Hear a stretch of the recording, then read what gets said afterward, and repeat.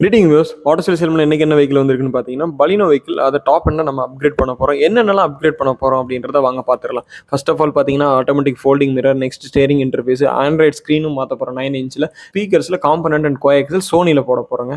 உள்ள இருக்கிற ஸ்டீரிங் பார்த்தீங்கன்னா, எந்த ஒரு ஃபீச்சரும் இல்லாம பிளைனா வந்திருக்கு. நெக்ஸ்ட் பார்த்தீங்க அப்படின்னா, உள்ள எந்த ஒரு ஆடியோ சிஸ்டமும் இல்ல. ஸோ வியூவர்ஸ், ஒர்க் கம்ப்ளீட் பண்ணியாச்சு. நாமளும் பேஸ் வேரியன்ட் டாப் அண்ட் வெஹிக்கிளுக்கு அப்கிரேட் பண்ணியாச்சு. சரி வாங்க அதோட ஃபீச்சர்ஸ் செக் பண்ணி பார்த்துரலாம். இப்போ என் கையில கீ இருக்கு. இதை நான் லாக் பண்றேன். பார்த்தீங்க அப்படின்னா ஃபோல்ட் ஆகுது மிரர்.